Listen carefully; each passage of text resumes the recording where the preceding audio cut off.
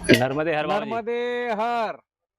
आज नर्मदा मैयाच्या दक्षिण तटाने लखनौ फाटा या ठिकाणी मुक्कामी जात असताना बदनापूर गावचे परिक्रमावासी रस्त्यामध्ये भेटले आणि ते म्हटले परिक्रमेविषयी काहीतरी थोडंसं बोला. तर त्यांना बोलत असताना सांगितलं, बरेचशा लोकांचा हा प्रश्न आहे, हा शिवदंड हातामध्ये कशासाठी आहे. तर हे शिवदंडाचं प्रतीक जे आहे, भूत भविष्य आणि वर्तमान काल शिव परमात्मा सतत आपल्या बरोबर अव्यत आहेत. तर हा माझा जो पाय आहे परिक्रमेमध्ये पाठीमागचा, हा भूतकालामध्ये आहे, आणि हा जो पाय आहे हा वर्तमान कालामध्ये आहे, आणि हा जो पाय आहे हा भविष्यामध्ये आहे. आपले 3 पावलं ज्यावेळेस पडतात त्यावेळेस हा शिवदंड पडतो. आणि हा जो कमंडलू जो परिक्रमावासियांच्या बरोबर आहे, हा साक्षात विष्णू परमात्म्याचं प्रतीक आहे. आणि बॅगेमध्ये ही जी बाबांची बॅग आहे उजव्या बाजूला, कारण दक्षिण तटाच्या नर्मदा माईच्या उजव्या बाजूने आपली परिक्रमा चालू आहे, आणि ही आपली बॅग जी आहे ही उजव्या साईडनंच पकडली पाहिजे. सुपारीच्या रूपात साक्षात गणराज आपल्या बरोबर आहेत. ज्या दिवशी आपण संकल्प घेत असतो त्या दिवशी गणराज सुद्धा आपल्या बरोबर दिले जातात. आणि नर्मदा मैया बाटलीमध्ये साक्षात आपल्या बरोबर आहे. अशी परिक्रमा करत असताना नर्मदे हर नर्मदे हर हे श्वासावरती नाम का घेतलं पाहिजे. तर नामाचा महिमा शास्त्रामध्ये खूप मोठा सांगितलेला आहे की या कलियुगी उद्धार हरीच्या नामे. कलियुगामध्ये हरिनामापेक्षा कुठलंच साधन मोठं नाही. शास्त्रकार म्हणतात शास्त्रामध्ये, गोकोटी दानम ग्रहणेषु काशी प्रयाग गंगायुत कल्पवासः यज्ञायुतम मेरु सुवर्ण दानम गोविंद नामानी न कदापि तुल्यता. शास्त्रकार म्हणतात, गो 100 गाई, एक गो कोटी दानम, गो म्हणजे गाई आणि कोटी म्हणजे संख्या. कोटी गाई सोन्याच्या शेंब्या लावून काशी तीर्थक्षेत्रामध्ये ब्राह्मण वृंदांना दान केल्याच्या नंतर जे पुण्य आपल्या पदरी पडणार आहे त्याच्यापेक्षा कैपट पुण्य, त्याच्यापेक्षा अधिक पुण्य मैयाच्या परिक्रमेमध्ये एक एक पाऊल टाकून किंवा श्वासावरती नर्मदे हर नर्मदे हर, आज श्वास घेत असताना नर्मदे हर नर्मदे हर पाऊल जर टाकले आपण, नाम घेता वाट चाले यज्ञ पाऊला पाऊली. कोटी गाई ब्राह्मणांना दान केल्याच्या नंतर शास्त्रकार म्हणतात जे पुण्य आपल्या पदरी पडणार आहे त्याच्यापेक्षा अधिक पुण्य, त्याच्यापेक्षा कैपट पुण्य एका एका नामामध्ये मैयाच्या परिक्रमेमध्ये पडणार आहे. आणि नंतर म्हणतात, गोकोटी दानम ग्रहणे शुकाशी प्रयाग गंगायुत कल्पवासः.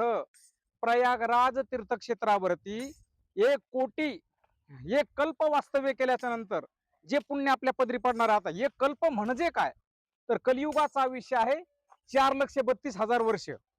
द्वापार युगाचा आयुष्य आहे 8,64,000 वर्ष. त्रेतायुगाचं आयुष्य होतं 12,96,000 वर्ष. आणि सत्ययुगाचं आयुष्य होतं 17,28,000 वर्ष. हे 4 युग गेल्याच्या नंतर 4 युगाची एक चौकडी होते. आणि राजा रावणाचं आयुष्य 14 चौकड्या होतं. अशा काही चौकड्या गेल्याच्या नंतर एक महायुग होतं, आणि अनेक महायुग गेल्याच्या नंतर 1 कल्प होतं. एवढं 1 कल्प वास्तव्य प्रयागराजवरती केल्याच्या नंतर जे पुण्य आपल्या पदरी पडणार आहे त्याच्यापेक्षा अगणित पुण्य नर्मदा मैयाची परिक्रमा केल्याच्या नंतर प्राप्त होणार आहे. आणि उत्तरार्धामध्ये म्हणतात, गोकोटी दानम ग्रहणेषु काशी प्रयाग गंगायुत कल्पवास यज्ञायुतम मेरु सुवर्ण दानम गोविंद नामानी न कदापि तुल्यता. यज्ञामध्ये मेरू पर्वता एवढं म्हणजे डोंगरा एवढं सोनं वेदशास्त्र संपन्न ब्राह्मणांना दान केल्याच्या नंतर जे पुण्य आपल्याला मिळणार आहे, आपल्या पदरी पडणार आहे, त्याच्यापेक्षा अधिक पुण्य, त्याच्यापेक्षा कैपट पुण्य नर्मदा मातेची परिक्रमा केल्याच्या नंतर आपल्या पदरी पडणार आहे. कारण शास्त्रकार म्हणतात या अन्य साधनांची आणि या साधनाची तुलनाच होऊ शकत नाही. गोविंद नामानी किंवा नर्मदा नामानी न कदापि तुल्यता. नर्मदा मैयाच्या नामाची आणि अन्य साधनांची तुलनाच होऊ शकत नाही, असं या नर्मदा मैयाचं. नर्मदा मैया एक शक्तीचा अवतार आहे, जिनं हे जगत निर्माण केलं. जगत जननी आदिमाया शक्ती. हे उपकरण वेगवेगळे आहेत.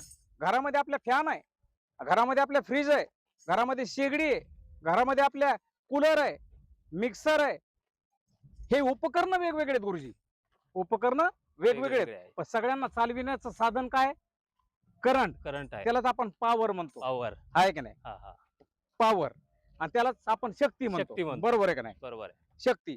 किंवा आपण आजारी पडल्याच्या नंतर हॉस्पिटलमध्ये गेलो, डॉक्टर साहेब काय म्हणतात? ह्युमिडिटी पॉवर कमी झाली. हा, का असं म्हणतात तुमचं शिवतत्व तुमच्या नाही. शरीरामधलं कमी झालं, असं नाही म्हणत, तुमच्या शरीरामधलं विष्णू तत्व कमी झालं, असं म्हणत तुमच्या शरीरामधलं अमुक अमुक तत्व कमी झालं, नाही. तुमच्या शरीरामध्ये शक्ती इम्युनिटी पॉवर कमी झाली.